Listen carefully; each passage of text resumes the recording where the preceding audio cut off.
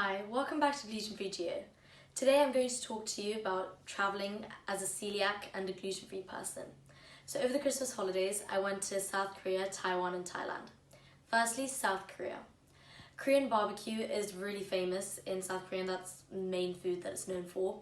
So when you go to a Korean barbecue, you have to make sure firstly that you ask them the grill is clean, as you wouldn't want to put meat on there which you're cooking for yourself where marinated meat has been, which leads me on to my next point about marinated meat.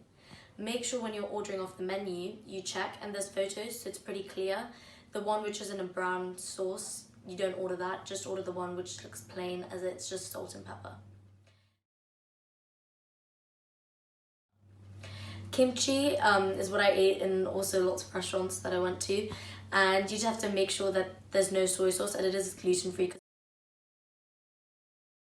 because it's just fermented vinegar and spice. The second country I went to is Taiwan.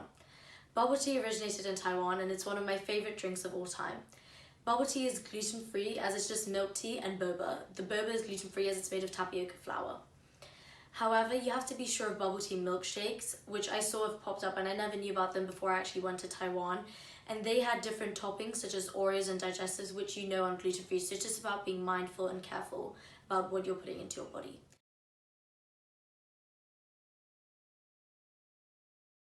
Also, when I was in Taiwan, a restaurant which I was really happy and excited to visit was Din Tai Fung.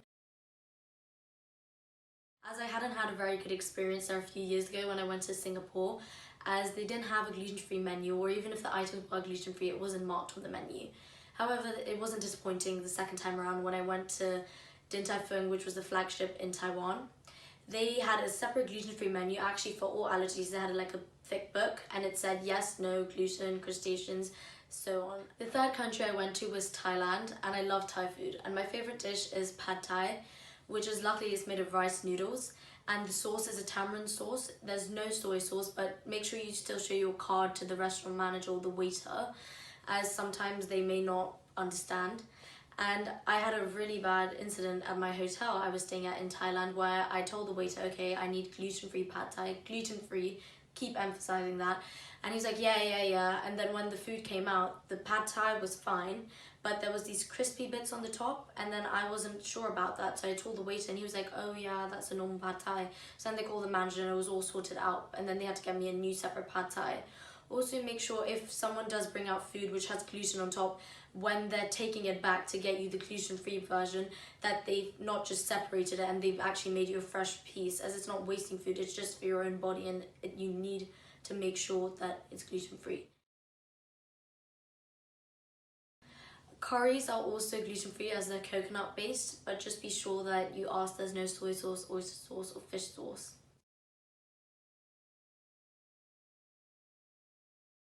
To recap, the three main points you need when traveling as a gluten-free person: make sure you have the gluten-free dining card as it is a lifesaver, and there's also an app on the App Store where you can download it. Secondly, if you are unsure about the food, make sure you just walk out. It's okay. It's not embarrassing. And thirdly, always talk to the manager, waiter or chef or someone in charge about your food and your allergies so they can understand and take precautions which will help you.